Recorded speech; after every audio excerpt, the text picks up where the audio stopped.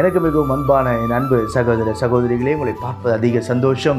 கர்த்தர் உங்களை ஆசீர்வதித்து மேன்மைப்படுத்துவாராக. கர்த்தர் நாளை ஆசீர்வதிக்கும்படிக்கு நமக்கு கொடுத்திருக்கிற உன்னதமான ஆசீர்வாதமான வார்த்தை என்ன என்று பார்ப்போம்.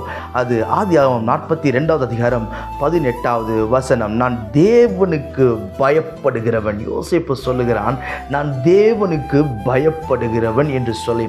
இன்றைக்கு நாம் கர்த்தருக்கு பயப்படுகிற பயம் ஒவ்வொரு இருதயத்திலும் தேவை. பிரியமானவர்களே, இன்றைக்கு இந்த யோசேப்பு ஒரு வாலிபனாய் இருந்த சூழ்நிலையில் தனக்கு என்ன இஷ்டம் போல செய்யக்கூடிய சகல அதிகாரங்கள் இருந்த நேரத்திலும் நன்றாய் கவனியுங்கள், நான் தேவனுக்கு பயப்படுகிறவன் என்று சொல்லி தன்னை அவன் அடையாளப்படுத்தி கொள்ளுகிறான். இன்றைக்கெல்லாம் பார்த்தீங்கன்னா பெற்றோரை விட்டு கொஞ்சம் கண்ணு மறைஞ்சா போதும் வெளியே போய் தான் இஷ்டம் போல எதையும் செய்வது.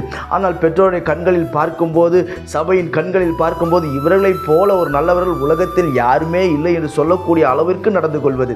இப்படி மாயமாலமான ஒரு வாழ்க்கை வாழ்ந்து கொண்டிருக்கிறார்கள். தேவனுக்கு பயப்படுகிறவன் பாபிலோனில் இருந்தாலும் ஸ்திரப்படுவான் என்று வசனம் சொல்லுகிறது. இன்றைக்கு நாம் தேவனுக்கு பயப்படுகிற பயம் நம்முடைய பிள்ளைகளுடைய இருதயத்தில் இருக்கிறதா என்று நீங்களும் நானும் சற்று கவனித்து பார்க்க வேண்டும். பெரியமானவர்களே, எந்த பிள்ளை ஞாயிற்றுக்கிழமை கோயிலுக்கு வரமாட்டேன்னு சொல்லி தடுத்து நிற்கிதோ, வரமாட்டேன் மற்ற வேலைக்கு அர்ஜென்ட்டாக ஓடுதோ, அதை நடக்கையிலே கண்டுபிடிக்கலாம் தெய்வ பயம் இருக்கிறதா இல்லையா என்று சொல்லி. பெற்றோருடைய கண்களை மறந்து கொஞ்சம் காலேஜுக்கு போன பிறகு, கொஞ்சம் ஸ்கூலுக்கு போன பிறகு, கொஞ்சம் வேலைக்கு போன பிறகு நடக்கிற ஒவ்வொரு காரியத்தையும் பார்ப்போமே. ஆனால் நாம் தேவனை விட்டு விலகி தூரமாக இருக்க வேண்டிய சூழ்நிலையாக இருக்கும். பிரியமானவர்களே, வாலிபனாக இருக்கிறான், சொந்த சகோதரர்களால் புறக்கணிக்கப்பட்டு விற்கப்பட்டவன் வேறே தேசத்தில் வந்து அடிமையாக இருக்கிறான். எந்த பாவத்தையும் அவனால் செய்ய முடியும், எதையும் துணிந்து அவனால் செய்ய முடியும். ஆனால் அவன் எந்த காரியத்தை செய்தாலும் ஒரு காரியத்தில் அடையாளப்படுத்துகிறான், என்ன?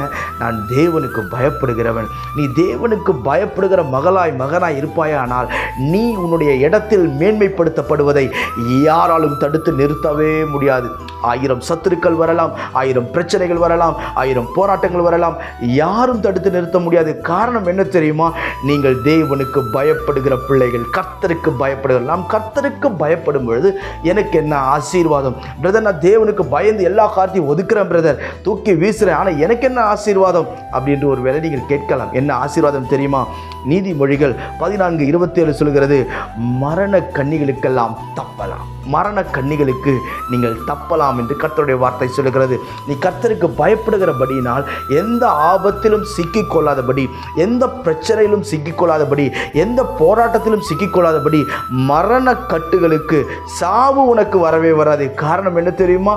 நீ தேவனுக்கு பயப்படுகிறவன். இன்னைக்கு நீங்கள் நான் ஒரு தீர்மானம் எடுக்கலாமாப்பா, என் சுயமாக நான் எவ்வளோ ஓடிட்டேன், சுயமாக நான் எவ்வளோ காரியங்களை செஞ்சிட்டேன், சுயமாக நான் இங்கும் அங்கும் அலைஞ்சிட்டேன், என் சுய விருப்பத்தெல்லாம் நான் நிறைவேற்றிட்டேன், இனி நான் உமக்கு பயப்படட்டும் சுவாமி, உமக்கு பயந்து உடைய கரத்தை நான் பிடிச்சி நடந்து வரட்டும்னு சொல்லி நாம் கர்த்தருடைய கரத்தை பிடிப்போம். அவர் உங்களை மேன்மைப்படுத்துவார், ஸ்திரப்படுத்துவார், கனப்படுத்துவார், உயர்த்துவார், வாழ்வு கொடுப்பார். நான் உங்களுக்கு ஜெபிக்கட்டும். பரலோக பிதாவே, இந்த வார்த்தையெல்லாம் கேட்கிற என் அன்பு சகோதர சகோதரிகள் ஒவ்வொருவரையும் ஆசீர்வதியும்.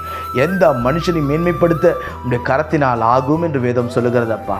உடைய பிள்ளைகளுக்கு தெய்வ பயத்தை இருதயத்தில் கொடுப்பீராக. ஒவ்வொருடைய வாழ்க்கையில் தெய்வ பயம் உண்டாகட்டும். உமக்கு பயந்து உடைய வழிகளில் நடக்க கர்த்தர் கிருபை தாரும். தடைகளெல்லாம் நீங்கட்டும், ஆச்சரியமாய் நடத்தும், மரண கட்டுகளுக்கு விலக்கி பாதுகாத்துக் கொள்ளும். உங்கள் நாமத்தை நீ மகிமைப்படுத்தும். இயேசுவின் நாமத்தில் ஜெபிக்கிறேன், ஜீவனுள்ள பிதாவே. ஆமென். God bless you.